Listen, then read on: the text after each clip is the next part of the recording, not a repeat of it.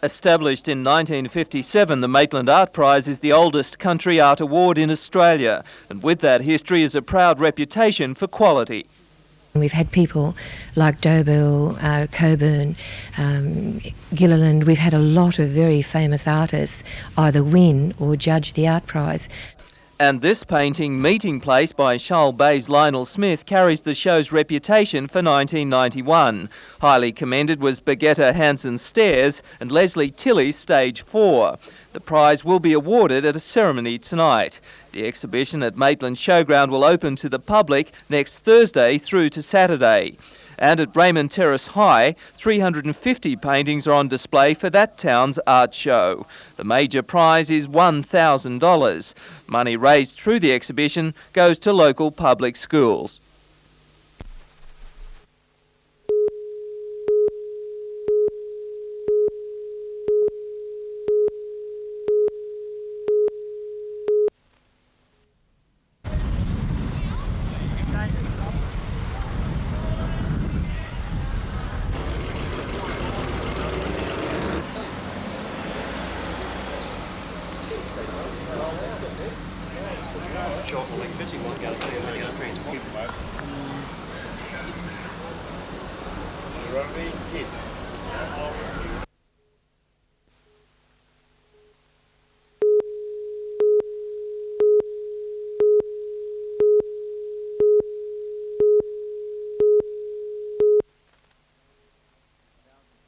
Thousands flocked to the Rathmines Park for the opening day of the Lake Macquarie Trade Fair.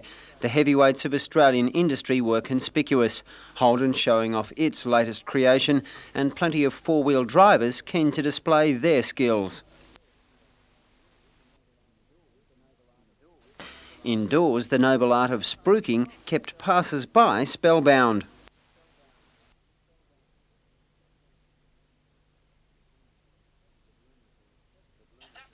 The gloom of the recession was nowhere to be seen, with local firms in particular contributing to a 15% increase in exhibitors. We had our customary 40% that always just say, look, just book us in for next year. But yeah, we had an increase of locals' participation as soon as we changed the date.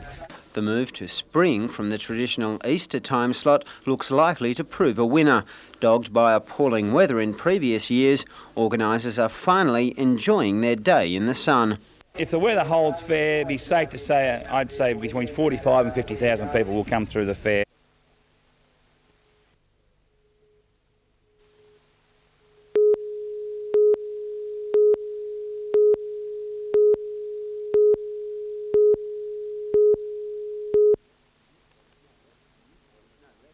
There was no rest for Newcastle firefighters today when a large area of bushland near Burwood Beach ignited just after noon. Police diverted traffic as the flames reached Scenic Drive.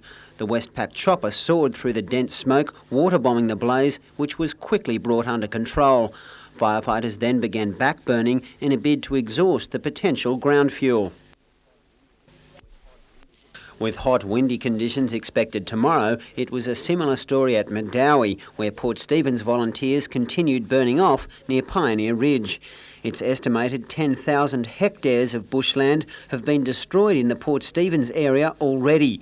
All volunteers in the Hunter have been placed on full alert as memories of Black Wednesday continue to haunt fire controllers. Bruce Mackenzie, NBN News.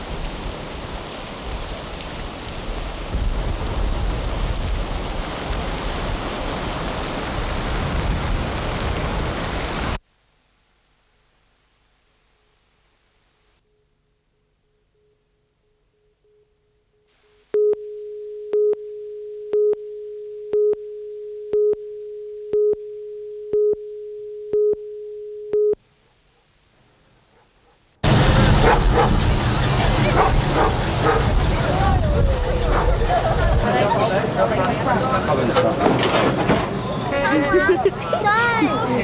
a look. Hello, mate. Hello, mate. Give me a look when he's finished.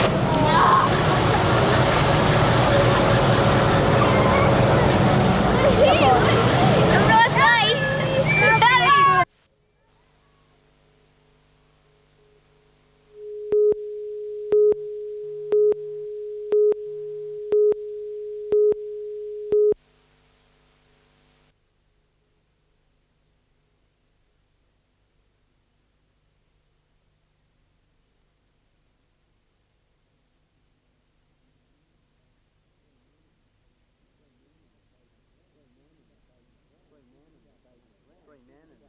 Three Men and a Baby Grand isn't just an up-to-date comedy, it's ahead of its time.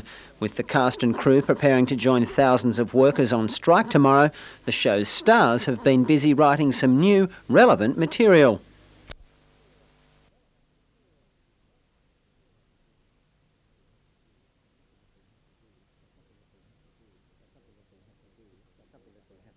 It's something that we have to do because topical stuff does date quickly and we like to keep up to date.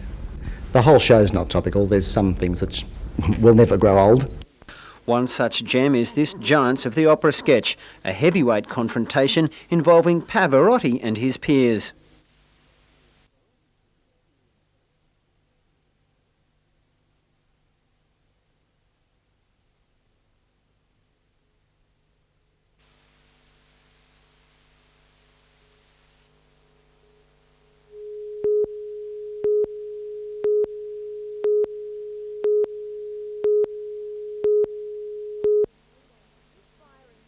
This fire in Yango National Park near Wollombi has been burning out of control since last Wednesday. So far, around 4,000 hectares of bushland have been destroyed, but National Parks and Wildlife believe by the time the fire's out, around 10,000 hectares will have been charred. With most of the area inaccessible to vehicles, only isolated buildings are in danger. Although controls put in place are working, the fire has a long way to go before it reaches the most northern fire break. While the eastern flank of the fire is still active, most concern is for the southern boundary, where bulldozer lines have been established along Wilkes's Creek. National Parks and Wildlife will continue water bombing and backburning the area, but it's hoped cooler conditions tomorrow will assist in the effort. Already a fire in nearby Pecolbin State Forest has been brought under control, saving around 10 properties in the area.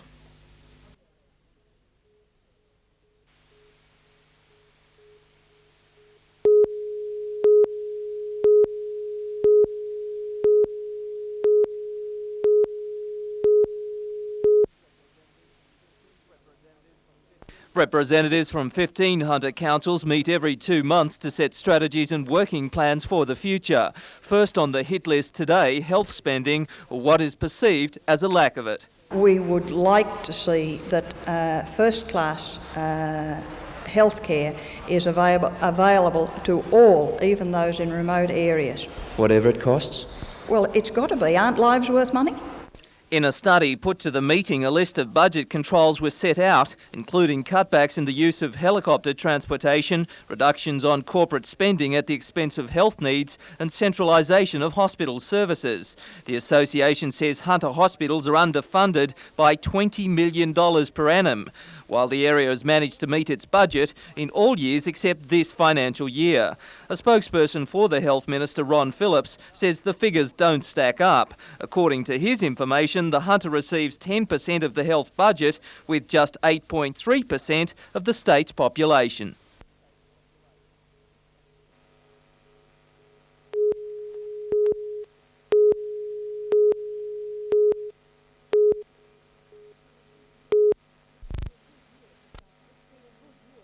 It's been a good year for South Africa on the international front. The recent Commonwealth Heads of Government meeting in Zimbabwe set the wheels in motion for an end to decades of trade sanctions. Earlier this year, the International Olympic Committee welcomed it back to the world sporting arena, and this week, international cricket lifted its bans on South African players. Jacques Mallon from the South African Embassy in Canberra came to the Hunter to speak to the Singleton Rotary Club, and along the way he hopes to repair South Africa's image as a racially divided, violent nation. That is a misunderstanding. It's a simplistic view of South Africa. South Africa is much more complex than that. South Africa is a country of minorities, and it is in the process of working out a solution to the country's problems in which the political aspirations of all its peoples can be met. Some industries fear that South Africa will now become a powerful rival in Australia's chief export markets. For the Hunter, that could threaten sales to traditional coal customers. But Mr Mallon believes that won't happen. We in South Africa and in Australia should look at common strategies to perhaps form a trade supply block, Southern Hemisphere trade supply block, in which we can supply together rather than compete against each other. He says the lifting of Australia's sporting sanctions are a major step forward in relations between the two countries. I think the last test series against Australia in cricket was in 1970, which South Africa won 4-0. So obviously Australia has got a score to settle there. And while that score may be settled in upcoming test matches, experts are predicting the Springboks may just give us a run for our money in the One-Day World Cup in February. Alison Peters, NBN News.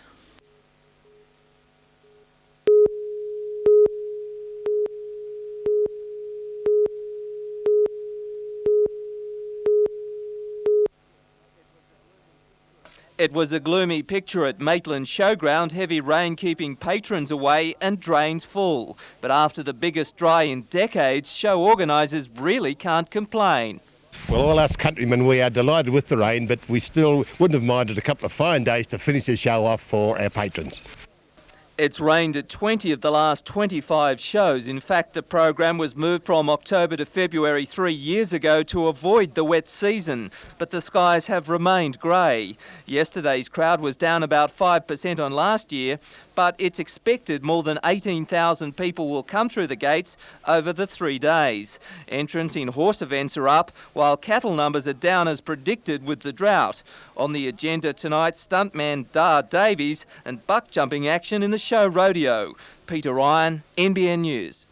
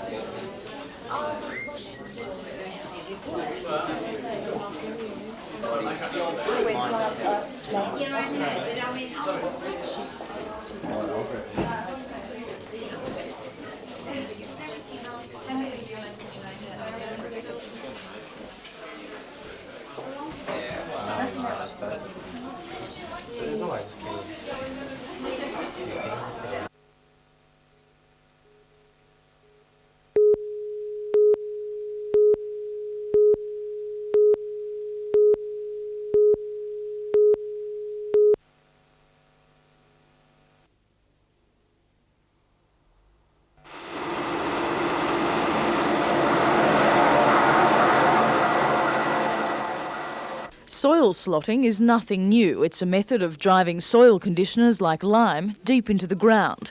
But using sludge to improve soils is virtually untried. In 2 months' time, it will be put to the test. When the Water Board begins planting a woodlot here next to its Branxton treatment plant, a quarter of the lot will be part of a trial, a joint venture between the Hunter Water Board, the CSIRO and research and development company Casero. Before planting, some of the block is undergoing soil slotting, forcing a sludge and lime mixture almost a metre into the subsoil.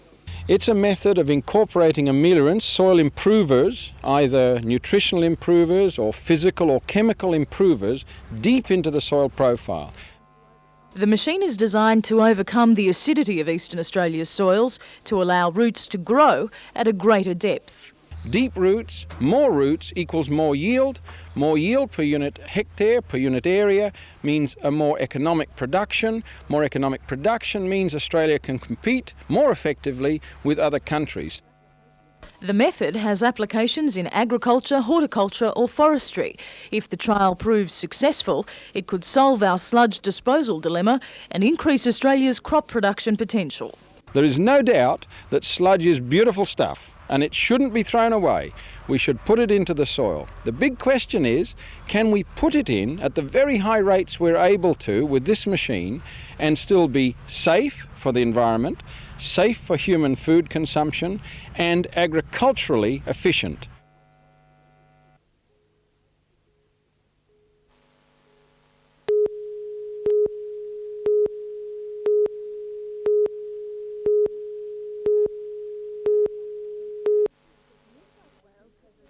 New South Wales has a sister state relationship with Guangdong. This is the first health delegation from that province to visit New South Wales.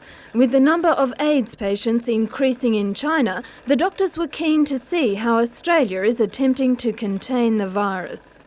So far we have learned a lot. I think we have learned a lot of knowledge and experience on these fields. And some of the experience I think we may adapt it into our province too. The relationship with Guangdong has allowed an exchange of ideas. A delegation of Australian doctors visited Chinese hospitals earlier this year. Their priority for some time now has been on prevention of disease. And I think we have a lot to learn from them in Australia about preventing disease, because a large amount of our healthcare budget, of the $4.6 billion that's spent in New South Wales every year, goes on treating diseases.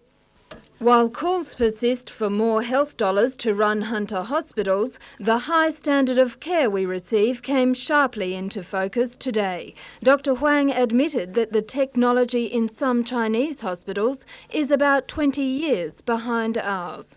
Jane Anderson, NBN News.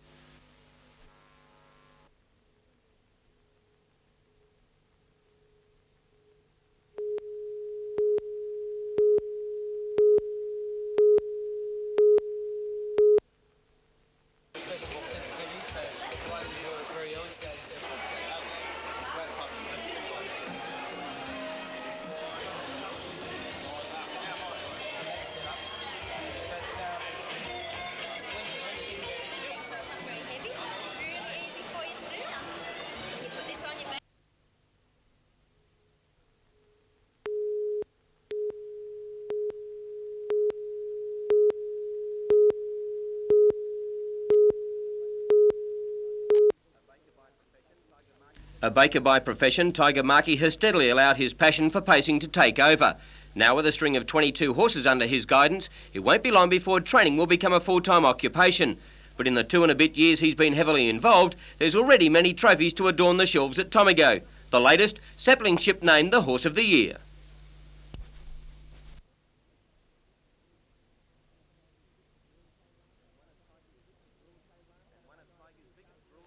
And one of Tiger's biggest thrills came last Saturday night at the Newcastle International Paceway, when an old fella he describes as a croc ran a course and state record 1:58.6 for the 2,030 metre journey, our Chelsea Square.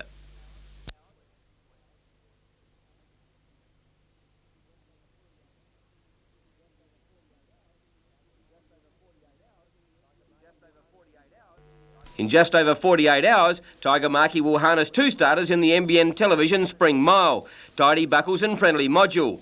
Tidy Buckles won his heat in a smart 1:59.2, while Friendly Module stormed home to finish second to young Einstein. And Tiger is happy with their preparation. Yes, I'm very pleased with Tidy Buckles under the circumstances, and Friendly Module, we don't class him as a miler. He's a tough horse, he's a stayer, but it takes a stayer to run a mile. Outside of a dead heat which would please Tiger Markey no end, he's quick to point out that a winner in any final is hard to pick. I think any final is hard to win. It's how you land and on the draw and what decision the drivers make out there. It's not always the fastest horse wins.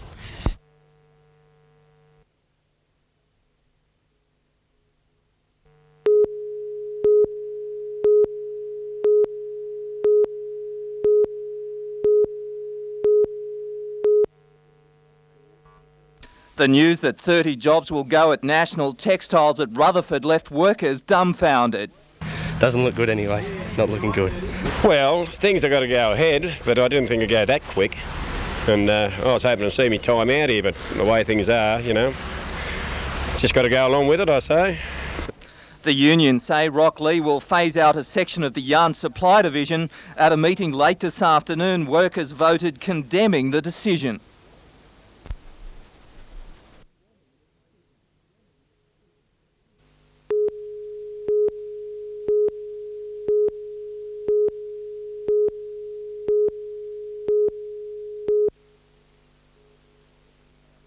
Northern New South Wales is known as Australia's home of soccer and has produced many super players. 3 such exponents of the round ball code are coming back to town to haunt the breakers. Darren Stewart, who had a stint with Australs this year, John Macquarie and Socceroo Graham Jennings, one of the most capped players in the country. But while there will be plenty of sentiment, there won't be any quarter given by the trio. Nice to put on a good game in front of the home crowd. We just have to wait and see what happens, you know. There will be mixed feelings before and I suppose after the game, but, you know, during those 90 minutes there'll be nothing. It'll just be Apia versus Newcastle. After a slow start, Apia have lifted their game and are confident. We've picked up a bit from the 6-1. We kept Preston scoreless last week. And midfield, and I think our strikers are just about ready to, you know, put a few goals in the net. Waiting for the Sydney Siders, an outfit stung by last week's 2-1 loss to Sydney Croatia, all set to notch another win. We're a quality side, we've just got to put it together, be consistent. I keep saying consistency and patience are the 2 words. We'll come out this week, obviously fighting. The players have had a hard week. They've learnt, hopefully, from last week. They'll be giving nothing away either at the back, and I'm sure we'll be putting 1 or 2 more in up front.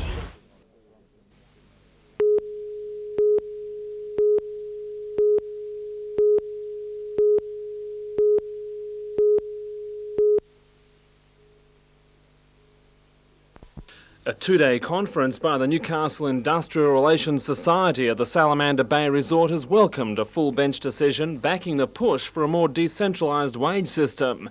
Guest speaker, Labor Council Secretary Michael Eason says the Hunter has already set the trend for future enterprise agreements. The Hunter Valley has led the rest of the country in terms of sensible enterprise bargaining.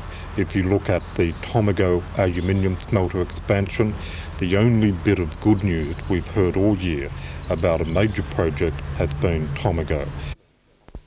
He said the Port Waratah agreement between waterfront unions and shipping companies was another groundbreaking advance in the wage bargaining process. Mr Eason said New South Wales' strong economic performance over the past few years had insulated it from the worst effects of the recession, but that situation was changing, and for the past 2 months, this state had led the unemployment rate over the rest of the country. However, the Labor Council believes the employment outlook in the Hunter could have been worse but for the spirit of cooperation between employers and employee groups. And the Hunter Valley is signalling to the rest of the country what can be done.